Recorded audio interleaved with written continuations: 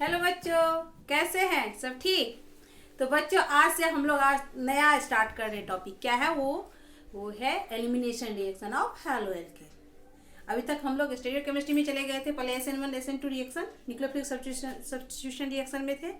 उसी को समझने के लिए हम लोगों ने स्टीरियो केमिस्ट्री में भी थोड़ा कुछ पढ़ा। ठीक, आज हम लोग पढ़ेंगे एलिमिनेशन रिएक्शन, उसके बाद होगा रिएक्शन विथ मेटर। तो एलिमिनेशन रिएक्शन, एलिमिनेशन से ही पता चलता है। एलिमिनेशन मतलब क्या? किसी को उसकी जगह से हटा देना, एलिमिनेट कर देना, हटा देना। ऐसा रिएक्शन जिससे क्या हो, जो हेलो एल्केन है तो अगर उसमें हेलो एल्केन में हेलोजन है तो उसको उसकी जगह से हटा देना, एलिमिनेट कर देना। तो इस रिएक्शन का नाम इसीलिए क्या पड़ा? Elimination reaction. क्या पड़ा? Elimination reaction. इस एलिमिनेशन रिएक्शन में क्या होता है देखिए, halo alkane with beta hydrogen atom heated with alcoholic क्या KOH पोटेशियम हाइड्रोक्साइड। जब उसके बीटा हाइड्रोजन एटम को अल्कोहलिक पोटेशियम हाइड्रोक्साइड के साथ क्या किया जाता है? गर्म किया जाता है, तो एलिमिनेशन होता है किसका? Beta hydrogen and alpha halogen का। अब यहाँ बीटा अल्फा ये सब कहाँ से आ गया? तो चलिए स्टार्ट करते बताते हैं। तो स्टार्ट करने से पहले वेलकम टू माय चैनल। मैं मीनाक्षी झा आ गई फिर से आपके लिए, आपका अपना केमिस्ट्री का क्लास लेके। चलिए स्टार्ट करें। चलिए, तो देखिए जैसे ये हो गया अल्काइल ग्रुप हो गया। अब इसमें जिस कार्बन पे हेलोजन ग्रुप लगा हो, जिस कार्बन पे halogen group, halogen in the sense कुछ डाल सकते हैं, क्लोरीन, ब्रोमीन, आयोडीन, कुछ। ठीक, उसको X से भी डिनोट कर सकते हैं, हम यहाँ Cl से कर दिए। ठीक, तो जिस कार्बन पे हेलोजन ग्रुप लगा रहता है उसे कहते हैं अल्फा कार्बन। क्या कहते हैं उसे हम लोग? Alpha carbon. एंड उसके जस्ट बगल वाले कार्बन को हम लोग बोलते हैं बीटा कार्बन। ये कार्बन हो गया बीटा कार्बन। क्या हुआ? जिस कार्बन पे हेलोजन ग्रुप लगा हुआ है वो हो गया हम लोग का अल्फा कार्बन। ठीक, एंड जिस कार्बन इस हेलोजन लगे हुए कार्बन के जस्ट बगल वाले कार्बन को हम लोग बोलते हैं बीटा कार्बन। क्या बोलते हैं हम लोग? Beta carbon. आगे बात समझ में? और जिस बीटा कार्बन पे हाइड्रोजन लगा है, हाइड्रोजन कार्बन तो अपनी बैलेंस पूरा करेगी ना, तो मालूम है इसमें हाइड्रोजन लगा है, तो इस हाइड्रोजन को हम लोग बोलते हैं क्या? Beta hydrogen. क्या बोलते हैं हम लोग? Beta hydrogen. आगे बात समझ में? ये अल्फा बीटा गामा कहां से आ गया? तो जिस कार्बन पे हेलोजन ग्रुप लगा हुआ है उसे हम अल्फा कार्बन कहते हैं, उसके जस्ट बगल वाले कार्बन को हम लोग बीटा कार्बन कहते हैं, और उस बीटा कार्बन से जुड़े हाइड्रोजन को हम लोग बीटा हाइड्रोजन कहते हैं। आ गई बात समझ में? चलिए, अब यहाँ क्या होता है, जब बीटा या अल्फा बीटा या जो बोले ये कार्बन को जो है हम लोग क्या करते हैं, किसके प्रेजेंस में? अल्कोहलिक, यहाँ अल्कोहल का सारा खेल हो रहा है। अल्कोहलिक KOH पोटेशियम हाइड्रोक्साइड के प्रेजेंस में इसको हम जब गर्म करते हैं तो जो मेरा न्यूक्लियोफाइल यहाँ OH था, OH हम सब्स्टिट्यूशन रिएक्शन में OH मेरा न्यूक्लियोफाइल था ना, ये OH यहाँ न्यूक्लियोफाइल ना होके क्या किया, कैसा ट्रीट होता है? As a base. कैसा ट्रीट होगा? As a base. ये बेस क्या करेगा? यहाँ पे ये हो गया बेस। क्यों? तो प्रेजेंस ऑफ अल्कोहलिक KOH, और ये OH जो है सो यहाँ पे आके इस हाइड्रोजन को, तो ये हो गया बेस, तो ये एसिडिक H को अपने तरफ अट्रैक्ट करके इधर ले आएगा। ठीक, इस H को यहां से एलिमिनेट कर देगा, और हाइड्रोजन जो है और हेलोजन जो है सो अपना बुढ़िया बिस्तरा लेके निकल जाएगा। और जब ये H निकल जाएगा, जब ये H चला जाएगा तो ये रिंग जो है सो यहाँ पे आ गया अपना कार्बन लेके, यहाँ आ गया डबल बॉन्ड। आ गई बात समझ में? आ रही है बात समझ में? ये OH जो यहाँ पे एज अ बेस काम कर रहा है, OH KOH के प्रेजेंस में, अल्कोहलिक KOH के प्रेजेंस में वो बेस की तरह काम कर रहा है। ये क्या किया, यहाँ का हाइड्रोजन अपनी तरफ ले लिया, ये बन गया OH बन गया, और तो इसका ये रिंग कहाँ चला गया, ये यहाँ पे आ गया। जब अब इसका तो चारों वैलेंसी पूरा हो गया ना, 1 2 3 4, तो अब इसका भी पूरा होगा ना। यहाँ है 1 2 3 4 5, तो ये हेलोजन क्या किया, अपना बोरिया बिस्तरा लिया, यहाँ से निकल दिया, हो गया इसका भी वैलेंसी पूरा कंप्लीट। क्योंकि ये मालूम है हम लोग का हेलोजन क्या है, बहुत ही अच्छा लिविंग ग्रुप है। ये लिविंग ग्रुप अपना बोरिया बिस्तरा लेके निकल गया, ये अपना बन गया क्या, अल्कीन। क्या बन गया, अल्कीन। ये क्या हुआ, कैसा रिएक्शन हुआ, एलिमिनेशन रिएक्शन। कैसा रिएक्शन, एलिमिनेशन रिएक्शन। यहाँ पे ऐसे करो, यहाँ इसको बेस बोलो, ठीक, यहाँ पे, और यहाँ पे क्या आया मेरा, यहाँ आ जाएगा कार्बन कार्बन डबल बॉन्ड, ठीक, यहाँ आ जाएगा प्लस H2O और प्लस Cl। ये हो गया एलिमिनेशन रिएक्शन। ये सारा खेल किसके प्रेजेंस में हुआ, due to alcoholic potassium hydroxide. नहीं तो ये पिछले रिएक्शन में जो हम लोग पढ़े थे, तो ये न्यूक्लियोफाइल था। ये क्या करता, Cl को एलिमिनेट करके वहां पे अटैक करके अल्कोहलिक ग्रुप बना लेता। But in the presence of KOH, alcoholic KOH, ये ट्रीट एज ए, ये कैसा काम करता है, बेस की तरह। तो बेस जब भी बना तो क्या हो गया, ये यहाँ का बीटा हाइड्रोजन को अपनी तरफ अट्रैक्ट करके ले लिया। यहाँ से बीटा हाइड्रोजन गया तो यहाँ का रिंग टूटा। ये रिंग जो इसका इलेक्ट्रॉन है, जो यहाँ अपना बैलेंसी पूरा करने के लिए डबल बॉन्ड बनाया। ये क्लोरीन जो था हेलोजन ग्रुप अपना बुढ़िया बिस्तरा लेके निकल गया। ये हो गया एलिमिनेशन रिएक्शन। चलिए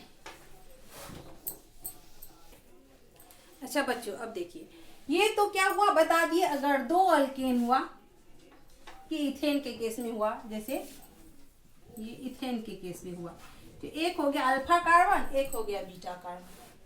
अगर एक से ज्यादा बीटा कार्बन होगा तब कौन सा प्रोडक्ट जो होगा वो स्टेबल हो गया या मेजर प्रोडक्ट होगा, और कौन सा प्रोडक्ट जो होगा सो मेरा माइनर प्रोडक्ट होगा। अब ये कैसे पता चलेगा, तो इसके लिए इसे क्या कहते हैं, जेटसेव रूल या सेटजेफ रूल भी इसको कहते थे, ठीक है, कहते हैं।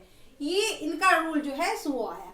इस प्रोसेस में चूंकि क्या होता है, हाइड्रोजन भी एलिमिनेट होता है एंड हेलोजन भी, तो इसको, इस रिएक्शन को हम लोग क्या कह सकते हैं, इसको हम लोग कौन सा रिएक्शन और कह सकते हैं, इसे डिहाइड्रो, जब ये हाइड्रोजन हट गया तो डिहाइड्रो हो गया, डिहाइड्रोहेलोजन, डिहाइड्रोहेलोजिनेशन रिएक्शन भी कहते हैं। क्या कहते हैं इसे, डिहाइड्रोहेलोजिनेशन रिएक्शन भी कहते हैं, या इसे क्योंकि यहाँ बीटा हेलोजन का एलिमिनेशन हो रहा है तो इसे बीटा एलिमिनेशन रिएक्शन भी कहते हैं। क्या कहते हैं, बीटा एलिमिनेशन रिएक्शन भी कहते हैं।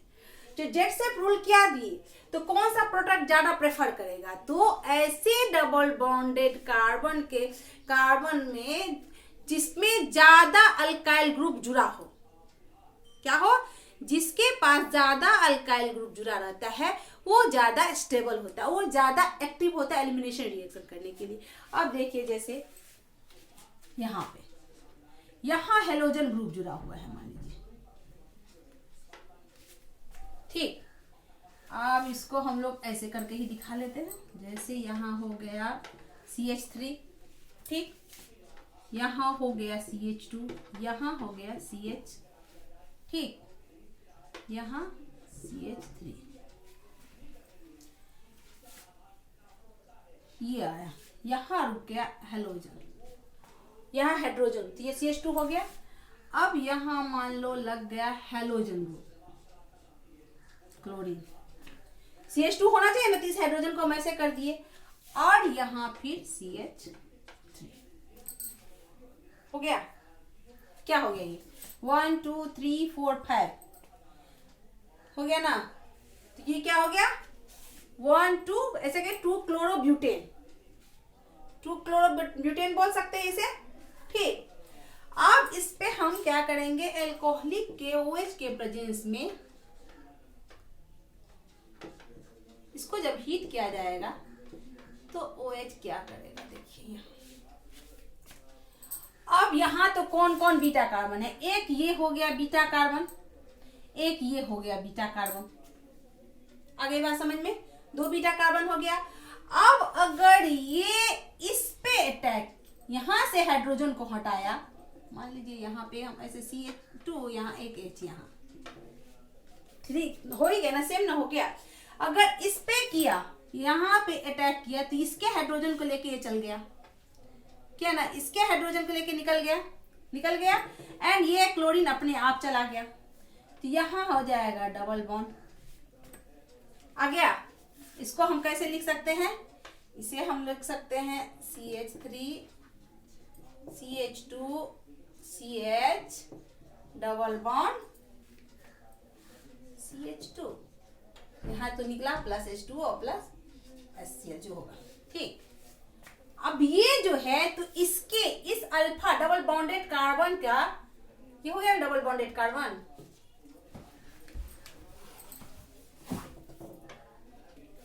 तो ये क्या हो गया मेरा ब्यूट, क्या हो गया, इसको क्या लिखेंगे, ब्यूट 1N है ना, ब्यूट 1N है ना। इस डबल बॉन्डेड कार्बन के बगल में एक भी अल्काइल ग्रुप है, नहीं है डबल बॉन्डेड, इसके बगल में, इसके बगल में एक, इस पे कितना बीटा हाइड्रोजन है, सिर्फ एक, और इसके बगल में कुछ है ही नहीं। एक केस ये हो गया। दूसरा केस, अगर क्या होगा, ये कहाँ अटैक करे, कहाँ के हाइड्रोजन को अपने तरफ खींचेगा, इधर के हाइड्रोजन को, तो जब इधर का हाइड्रोजन इधर होगा, तो ये अपना, जब भी यहाँ से हाइड्रोजन गया तो ये रिंग बन गया, यहाँ हो गया 3, ये पहले जैसे 3 था वो हो जाएगा, ठीक। और ये क्लोरीन जो है अपना यहाँ से अपना इलेक्ट्रॉन लेके निकल गया, ठीक।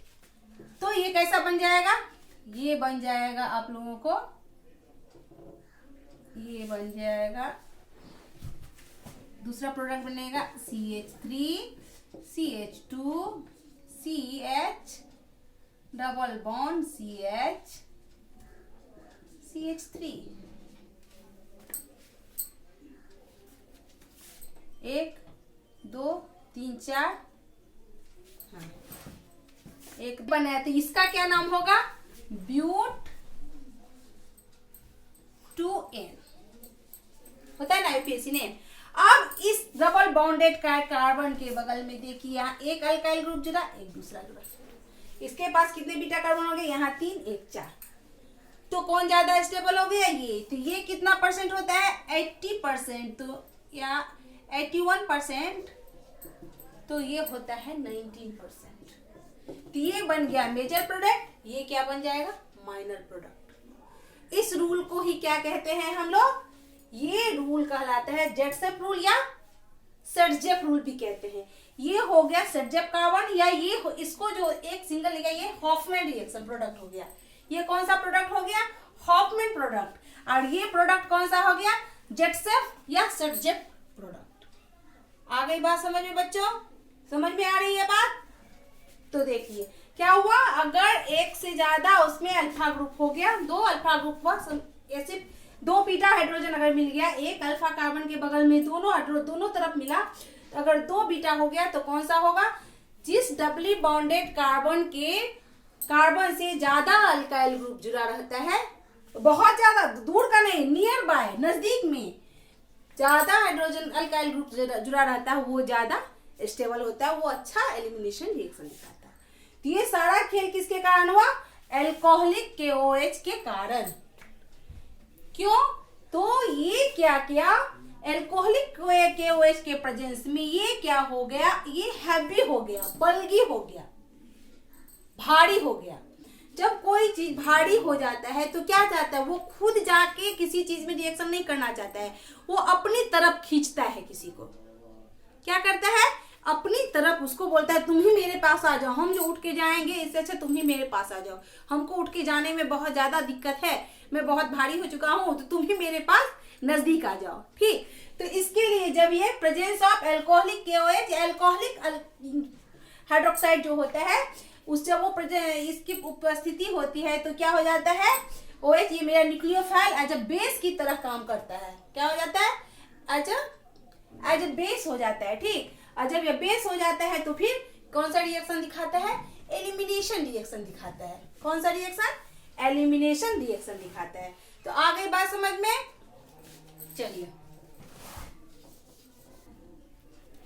अब जो है बच्चों, हम लोग को ये बड़का ज़्यादातर बच्चों में होगा, तो ये पता कैसे चलेगा जो कौन सा जो है न्यूक्लियोफिलिक सब्स्टिट्यूशन रिएक्शन है, SN1 रिएक्शन है, SN2 रिएक्शन है, या कौन एलिमिनेशन रिएक्शन है, इसको कैसे हम पता लगाएंगे जो कौन सा अभी ये रिएक्शन हो रहा है।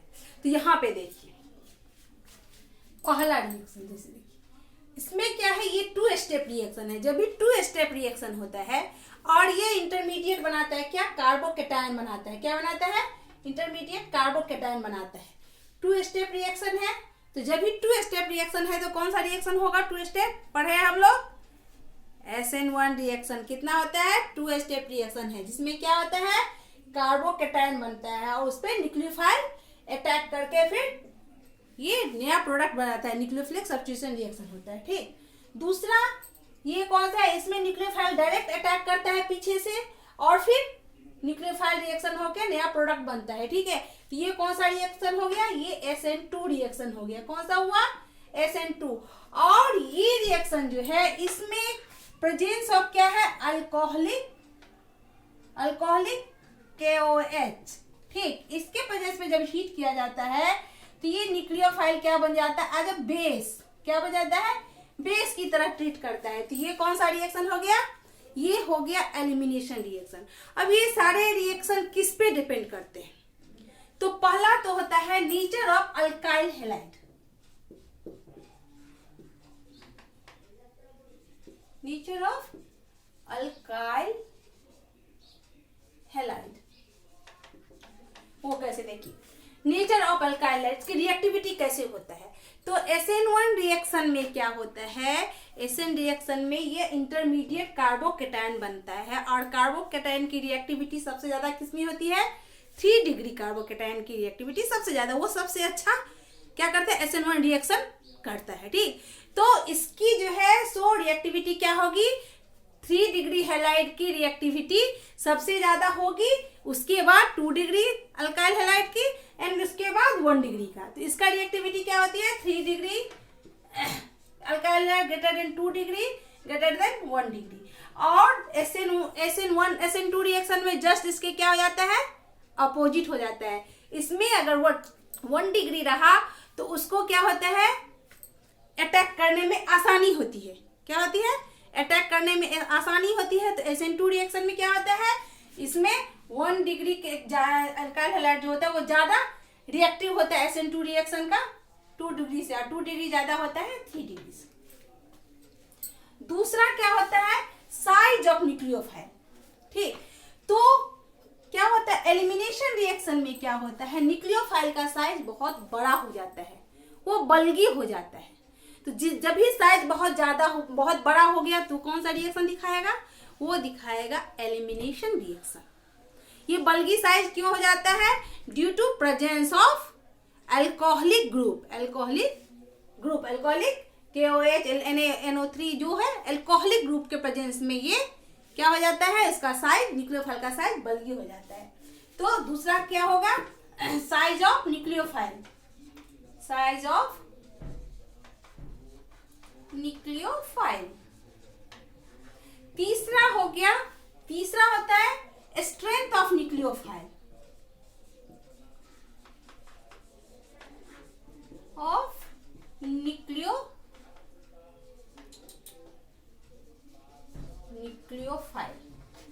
मालूम है SN1 रिएक्शन में न्यूक्लियोफाइल ज्यादा स्ट्रेंथ जरूरत नहीं है, क्योंकि ये 2 स्टेप में होता है। पहले इंटरमीडिएट बना, उसके बाद जो है कार्बोकेटायन बनता है, उसके बाद इस पे न्यूक्लियोफाइल अटैक करता है। तो इसके लिए न्यूक्लियोफाइल हमको स्ट्रॉन्ग नहीं चाहिए, उसका स्ट्रेंथ ज्यादा नहीं होना चाहिए। बट SN2 रिएक्शन में न्यूक्लियोफाइल बहुत स्ट्रॉन्ग होना चाहिए, जो डायरेक्ट अटैक करता है और उसमें अपना पोजीशन बना लेता है और हेलोजन को, वहां से हेलोजन हट जाता है। ठीक, तो इसके लिए जब भी स्ट्रेंथ ज्यादा होगा तो कौन सा रिएक्शन दिखलाएगा, ये दिखलाएगा SN2 रिएक्शन। और सबसे लास्ट कौन सा है, लास्ट है रिएक्शन कंडीशन। कौन से कंडीशन में रिएक्शन हो रहा है, रिएक्शन ऑफ कंडीशन।